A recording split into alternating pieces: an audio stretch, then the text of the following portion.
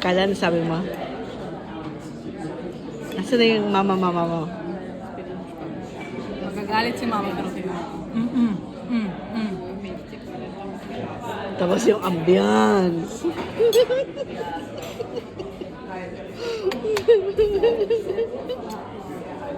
Bahala na si Batman paano ako magda-diet pagbalik ko sa Pinas. Bahala na. Yeah. Ano nangyari sa mga apple niyo? Lalaki, tapos lumiit na lang. Ang bilis-bilis nyo. Si Bubo giniginisin. Medyo mabagal-bagal siya. Oh.